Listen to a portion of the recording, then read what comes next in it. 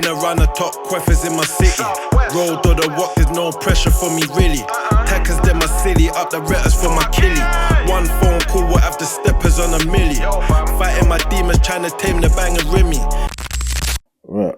Mitchell Ness 6179. I like this kind of content. I remember moving to Croydon and it was fire back in 09, 010. For someone that's 10 years further than me, I would like to hear from you a non-biased version of the story behind DSN vs SMN. Love. Bro, I'll be honest with you, yeah. I couldn't tell you about that because, like I said in the previous video, I was never representing Fulton Heath. I wasn't part of any gang in Fulton Heath. And SMN is a Fulton Heath based gang. They're younger than me at the time. I can give you my stories with DSN, but there's not really much. Like I knew the main members. I knew Jolan. You lot might know him as Dexter. I knew Billy. You lot know him as Ty Kid.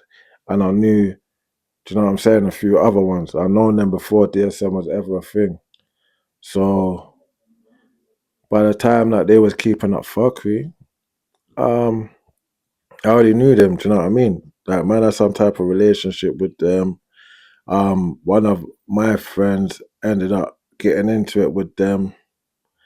And yeah, they basically come to me like, bro, like, chat to your brethren kind of thing, whatever. But by then it was too late because they've already poked someone. Do you understand? By them time there, man weren't getting poked like that, innit? But yeah, they've drawn blood first, innit? But then they've come to me like, yo, chat to your people, them XYZ. But obviously on the spot I said, no, bro, like you've obviously done the man them something. It's an eye for an eye kind of thing, innit? And then yeah, that's when our relationship kind of soured. They definitely had Croydon in a headlock. I'm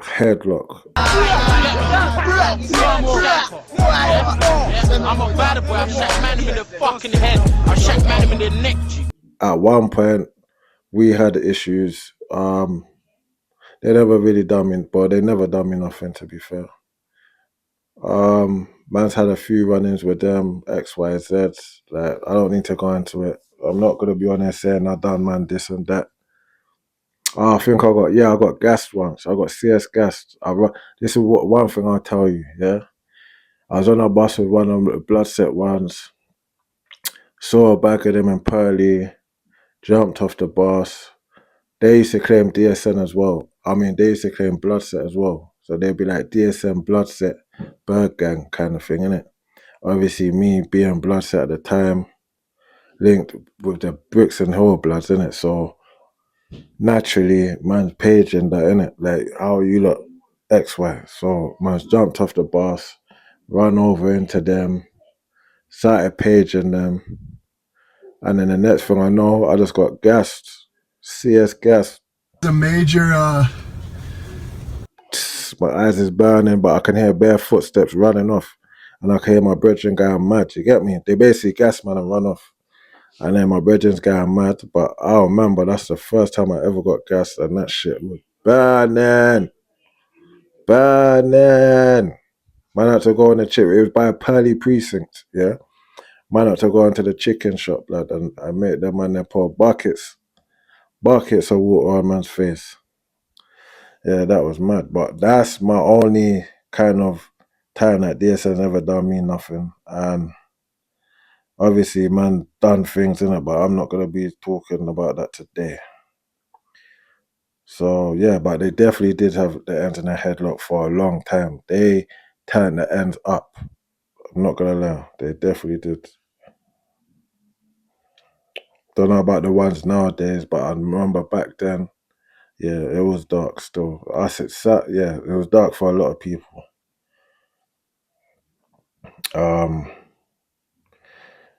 Velvet to Kitten, love your content. Everything you said here about ASD, ADHD, and CPTSD is spot on and so relatable.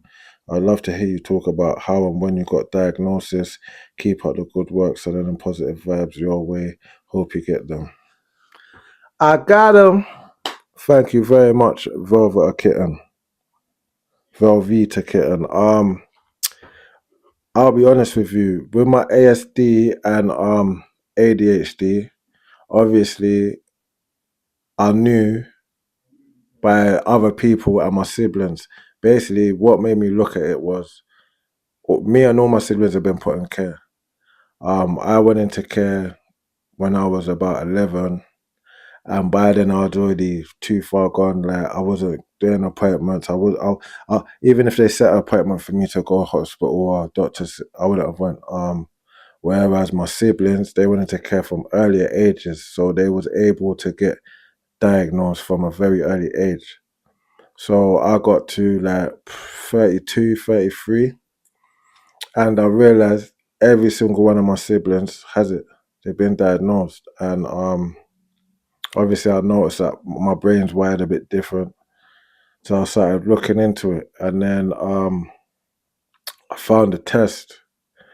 I need to look. I'm gonna find it. And I'm gonna post it on this thing. I found the test. I took the test, and yeah, it basically said I had autism and ADHD. So then I phoned up my GP. I explained to him about the test that I've taken and the results and that, and I said to him I would like to get assessed properly. And he said, okay, then he put me on the waiting list. But the waiting list is I've been on the waiting list about 6 months, and I don't see me getting an official diagnosis anytime soon. But I'm confident because obviously my behaviors, my mental health, like the way I think, my thought patterns, and obviously my siblings. So yeah, that's why I believe to have ASD and ADHD. But until I get my diagnosis, you can say it's not official, but you know what you know, don't you? And my CPTSD, I always knew that my brain weren't wired the same. Do you know what I'm saying? So at the back of my head, it's all well and good jumping through hoops and saying what they want you to saying what they want to hear, but I knew in the back of my head that nothing's changed.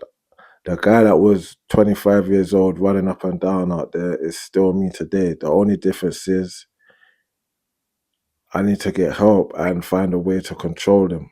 Do you understand? So basically I looked into getting therapy. I spoke to the mental health well-being service, and they referred me to Croydon integrated therapy. I can't remember SIPS Croydon, and yeah, I went and had two assessments, and now I'm on the waiting list for treatment. But my CPTSD stems back from childhood, so I had it from a very young age. And then obviously certain other events and lifestyles have added to it. So yeah, I hope that answered your question, Valvi. Okay, and thank you for your comment. Keep sending them. Delaney, London. Well done for spreading the message. What was the catalyst that made you decide to help the youth? Okay. Well, when I was in the Mount, I got a job. I worked for Shannon's Trust. Um, I I basically ended up being a coordinator. So I had no choice. I had to take my job seriously.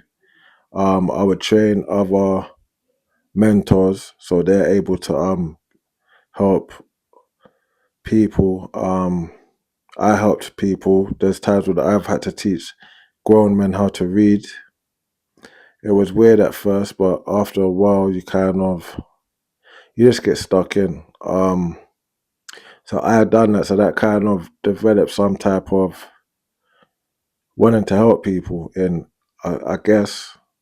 And then the next step would be identifying the group of people that I wanted to help. And I think the most people that would benefit from my lived in experience and the life I've led is the youth. The youth, obviously, for early intervention, do you know what I'm saying? But being on this journey in the last couple of weeks, I want to tweak it, and it's basically for people of all ages. You know what I'm saying? Like, as long as you've had traumas, mental health issues, I'm here. Do you know what I'm saying? Let's do this. Because there's a lot of people, my age group, my generation, above or lower, that have lived the same life that I have. They might have even been through worse, done more in the streets, and they might find it hard to articulate themselves and express that. So yeah, I just want to be a beacon and let them know, look, if you're from my borough, you know me, innit? And speaking out on certain subjects does not make you less of a man. Yeah? I promise you. Don't. But big up yourself, Delaney. Right. Good way to start the video, my guy, because I always see people in the comment section on YouTube, except I wondered if some people who comment, if they can relate to certain content or if they even experience reality. Madness. Tonio Hawking. Sorry, bro. I got that one mad. Yeah, man, it's trolls, innit? It's the internet, bro. I'm starting to learn. Do you know what I mean? I'm not. No matter what you do, someone's gonna have something to say, bro. I'm not even allowed to wear shorts, bro. I'm a gym goer. I go gym every day. I'm not allowed to wear shorts, though. Do you know what I'm saying? And people act like they've never seen a pair of shorts in their life. Like I've got to wear 3/4 lengths or something. And no doubt there'll probably be comments after this like, oh, he's wearing the shorts and a vest or something. I don't know. But yeah, I'm just learning to grow thicker skin and get on with it, to be fair with you, bro. Like, you can tell what people are made of, like what type of caliber of man it is by the comments sometimes. You know what I'm saying? The language they use, the words that they resort to. Do you know what I mean? But most of my negative comments are just people from a certain man's fan base, to be fair. Alright, just leave it as that. Ting. Brilliant video. You should be proud how much you have changed. Your channel will do well, trust me. If you get a chance, read the book or get the audio book called Chimp Paradox.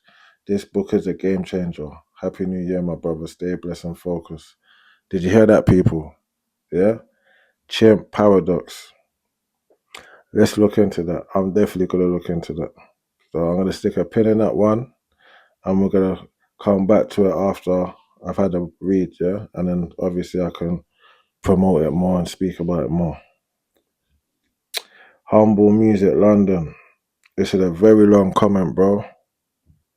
So I'm just going to post it on the screen. But I want to big you up, my bro. Yeah, because I only just saw this comment today and it's 7 days old. And yeah, it looks like it's a family setting. So I want to owe you. So yeah, man. Thank you. That means a lot.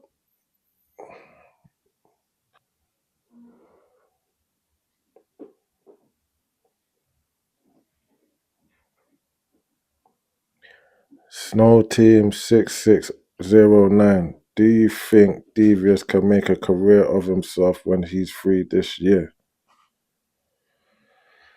Maybe, but I don't think he should get one. I don't think he deserves one, to be fair. There's a lot of people in jail for less than what he's gone jail for, and I don't think they should either, to be fair. Certain people have been cancelled just for text messages and that. And my man's obviously done what he's done to get convicted, regardless of the intentions or the reasons. You've done that. When you're around women, you conduct yourself a certain way. Do you know what I'm saying?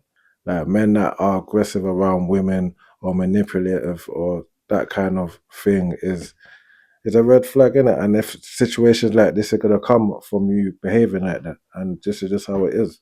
I don't know whether she tried to set him up or not, but that is the narrative.